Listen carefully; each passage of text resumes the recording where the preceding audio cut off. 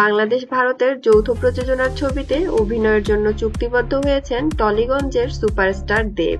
জানা গেছে কলকাতার চাঁদের পাহাড় খ্যাত কমলেশ্বর মুখোপাধ্যায় ছবিটি পরিচালনা করবেন।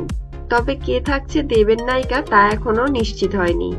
গুঞ্জনে রয়েছে বেশ কয়েকজনের নাম। তাদের মধ্যে আছেন নুসরাত ফারিয়া ও বিদ্যা সিনহা মিম। তবে চলচ্চিত্র পাড়ায় জোর গুঞ্জন। মিমকে জাজ মাল্টিমিডিয়া থেকে বলা হয়েছে দেবের বিপরীতে নায়িকা হিসেবে তাকেই প্রথম পছন্দ।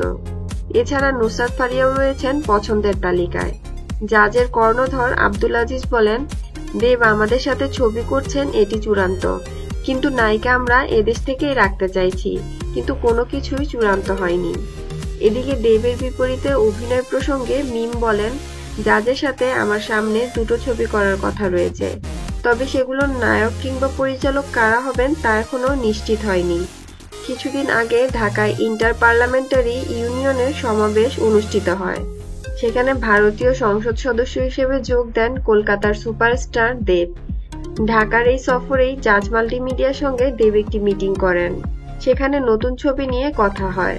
ছবিটি বাংলাদেশ থেকে জাজ মাল্টিমিডিয়া ও ভারত থেকে প্রযোজনা করবে দেবের প্রযোজনা সংস্থা দেব এন্টারটেইনমেন্ট ভেঞ্চার প্রাইভেট লিমিটেড। বন্ধুরা, দেবের সাথে নায়িকা হিসেবে আপনারা কাকে দেখতে চান কমেন্ট করে জানিয়ে দিন।